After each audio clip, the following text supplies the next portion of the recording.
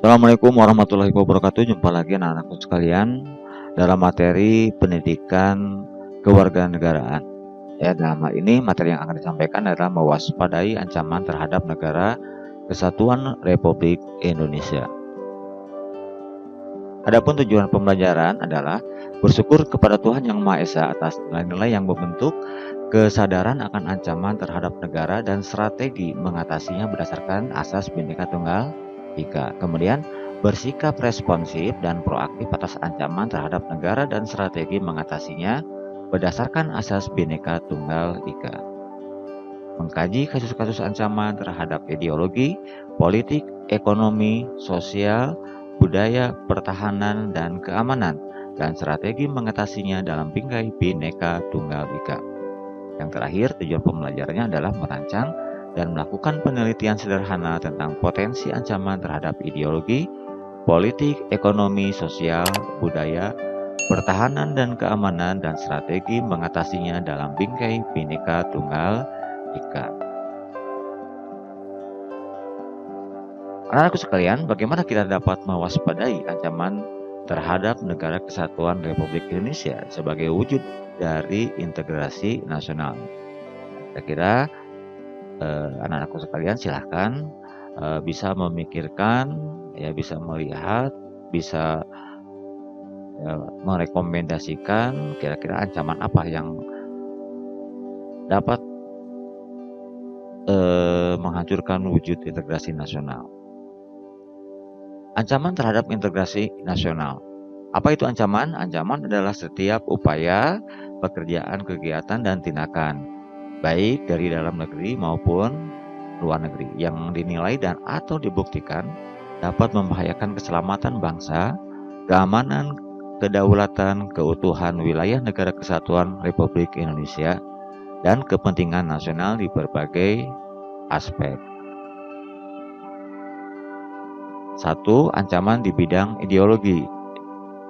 Nah, di sini terdapatnya kelompok-kelompok yang pernah melakukan pemberontakan maupun kudeta, ingin menggantikan Pancasila dengan ideologi lain, seperti adanya pemberontakan Partai Komunis Indonesia dan pemberontakan DITII. Nah, seperti selanjutnya adalah kedua, ancaman di bidang politik.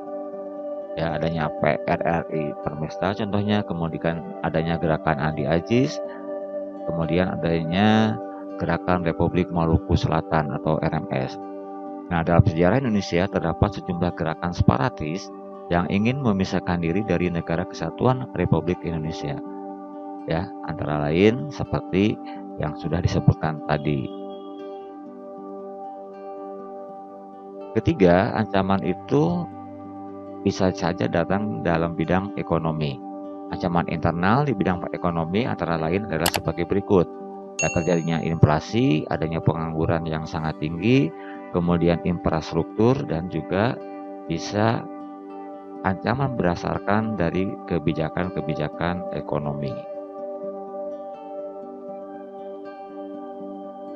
Kemudian ancaman di bidang ekonomi, ya, ancaman eksternalnya adalah ketergantungan terhadap produk-produk asing, kemudian daya saing, kinerja ekonomi yang belum baik. Keempat, ancaman terhadap integrasi nasional adalah ancaman di bidang sosial. Konflik horizontal yang berdimensi suku, agama, ras, dan antar golongan atau sara yang timbul akibat watak kekerasan dapat melemahkan kualitas bangsa Indonesia. Anak-anakku sekalian, yang kelima adalah ancaman di bidang budaya. Ancaman di bidang budaya timbul bersamaan dengan dinamika yang terjadi di dalam globalisasi. Hal ini ditandai dengan masuknya nilai-nilai budaya dari luar negeri yang sulit dibendung dan mempengaruhi nilai-nilai di Indonesia. Keenam, ancaman di bidang pertahanan dan keamanan. BPPI 2008 menyatakan bahwa ancaman militer dapat berupa agresi, bisa berupa pelanggaran wilayah, pemberontakan bersenjata, adanya sabotase, spionase, aksi teror bersenjata, dan juga berupa ancaman keamanan di laut dan udara, serta konflik komunal. Yang B, strategi mengatasi berbagai ancaman terhadap bidang ideologi, politik, ekonomi, sosial, budaya, dan pertahanan dan keamanan dalam membangun integrasi nasional. Dalam mengatasi ancaman militer maupun non-militer, pemerintah melalui Departemen Pertahanan telah mengeluarkan Buku Putih Pertahanan Indonesia 2008, BPPI 2008. Nah, satu diantaranya adalah strategi mengatasi ancaman di bidang ideologi. Upaya menghadapi atau menangkal ancaman berdimensi ideologi adalah melalui kebijakan dan langkah-langkah politik yang tepat dan intensif untuk mencegah meluasnya pengaruh ideologi lain terhadap ideologi Pancasila. Kemudian yang kedua adalah strategi mengatasi ancaman di bidang politik. Langkah-langkah yang ditempuh dalam menghadapi ancaman berdimensi politik dilaksanakan melalui pendekatan. Apa itu pendekatannya? Yang pertama adalah pendekatan ke dalam dan pendekatan ke luar. Ketiga, strategi mengatasi ancaman di bidang ekonomi. Sistem dan upaya pertahanan negara yang ditempuh adalah dengan membangun ketahanan di bidang ekonomi melalui penataan sistem ekonomi nasional yang sehat dan berdaya saing.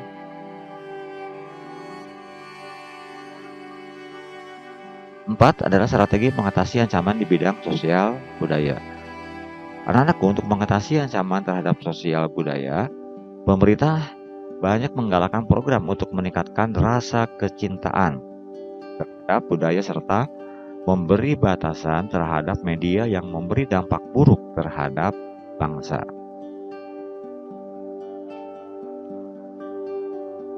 Selanjutnya, yang kelima adalah strategi mengatasi ancaman di bidang pertahanan dan keamanan. BPPI 2008 menyatakan bahwa fungsi pertahanan negara dalam menghadapi ancaman militer menempatkan Tentara Nasional Indonesia sebagai komponen utama. Komponen utama dalam mengatasi ancaman di bidang pertahanan dan keamanan. Kemudian materi selanjutnya adalah bagian C, ketahanan nasional. 1. Perspektif ketahanan nasional. 3 perspektif atau sudut pandang terhadap konsepsi ketahanan nasional, yaitu sebagai berikut. 1. Ketahanan nasional sebagai kondisi. 2. Ketahanan nasional sebagai pendekatan atau metode atau cara. 3. Ketahanan nasional sebagai doktrin. Kedua, ketahanan nasional adalah gagasan ketahanan nasional. Pada tahun 1969, lahirlah istilah ketahanan nasional yang menjadi pertanda dari ditinggalkannya konsep kekuatan, meskipun dalam ketahanan nasional sendiri terdapat konsep kekuatan. Konsepsi ketahanan nasional tahun 1972 dirumuskan sebagai kondisi dinamis satu bangsa yang berisi keuletan dan ketangguhan yang mengandung kemampuan untuk mengembangkan kekuatan nasional. Itu tadi materi-materi yang disampaikan untuk bab 5 materi PPKN. Ini adalah merupakan materi untuk kelas 11. Pada materi-materi berikutnya. Tetap semangat. Assalamualaikum warahmatullahi wabarakatuh.